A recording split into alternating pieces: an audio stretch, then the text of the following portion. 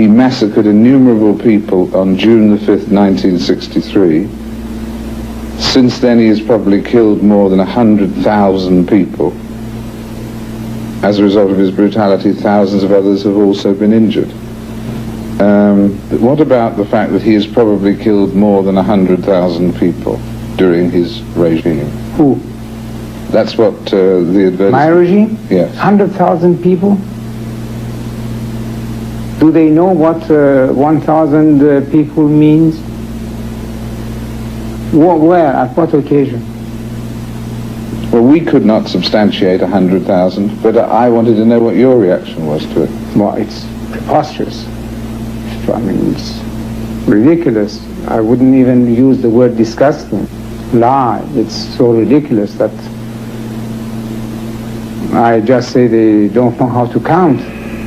It's always a tendency to compare our country in my time to the most perfect democracies of the world. I don't mind that.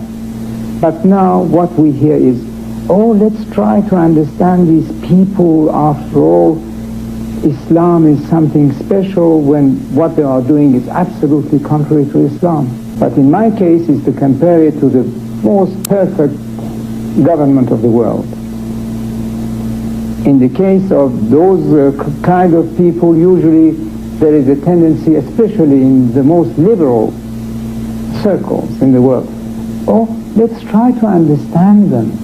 Let's establish a dialogue. This is something that I don't understand. And look what is happening. Now they are just shot without trial. I think that now the official number is over 700. God knows how many have been liquidated. How many people are in jail today? 1.5 million people, Iranians, have left the country. Not only the rich people, but the best brains of the country, the best minds of the country. They have all left. Everybody who can leave the country is leaving the country. I'm still surprised. I can't still accept that the Iranian, with their mentality, with their intelligence, would willingly commit harakiri and go back at least 1,500 years. During the final days, during that period leading up to Christmas into January, what could the United States have done to help you, do you think? Well, nothing. I think that instead of the US and the UK coming out so strongly with words by saying that we are 100% behind the Shah, we support him and this and that, if they had just kept quiet from the beginning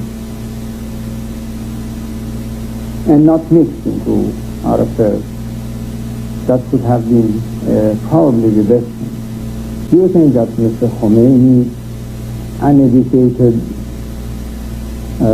person, if you ask him if there is protein in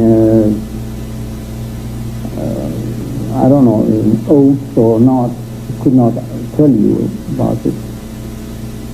He could have planned all this, masterminded all this, set up all the organization. Surely not. Who do you think did? Well, that's the question. Do you think you know the answer? Not precisely. I know about the people who were surrounding him. This I know, yes. Where did they come from, you mean? Well, the two main people in those days, at least on the surface, were Yazdi and Ghotbzadeh, with a past that we all know. They were educated in America, you mean? But not only that, Yazdi was an American citizen. Ghotbzadeh was thrown out of Georgetown University because he was incapable of studying.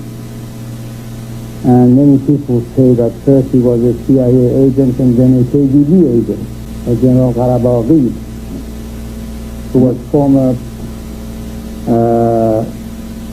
commander of the gendarmerie and then former minister of the interior. But what have you heard since? about what General Hایی did. I have no report from General Qarabaghi, but what I know is General Qarabaghi and his friend General Faraust, and that is a tragedy that I don't know if even Homer could describe, or Shakespeare. I can't anyway. General Faraust, my old friend, who before that he was brought up among our families, and he was in Loroze with me, and then after that all the time with me. And these two people have not been touched by the revolution. How could that be explained? And what are they doing today in Iran? God knows. There are many rumors, obviously, but they have been absolutely untouched. And the rumor that you said Homer, which I think is a very good choice, about General Faraust having been your close friend from such a young age, and having worked with you so much, that he heads or consults with the current government's secret service organisation. And the other, much more Homeric rumour is that he masterminded the murder of your nephew. I have heard that. I don't want to believe it, but this is what I have heard repeatedly. And so what do you feel about him now? In my inner heart, I hope it's not true, because it would be so dirty, so vile, so disgusting, that one would look into the humanity, a little hesitation of believing into anything. That's one thing. The other thing is that a crown, a throne, could not be based on the not too very solid foundation of blood. From the beginning, always I was begging and pleading with my people, don't kill, please don't kill. At the same time, when you arrived in Egypt, that people had turned out in their millions in the streets to cheer, did you think then, what a fickle, ungrateful people, they will cheer my departure, they will cheer the Ayatollah or whoever, but tomorrow they will cheer somebody else? Well, it was not in Egypt, it was a little later on. But I remembered having read somewhere that ingratitude is the prerogative of the people.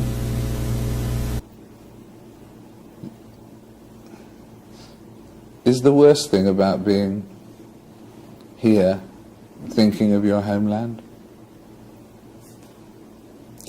Well, here or anywhere outside my country is the same. The question is that you cannot stop thinking about your own country. What do you miss most about it? No, what I miss, or what makes me really cry, is that we could have been this year, surely by the end of '82, something quite viable. And what are we now?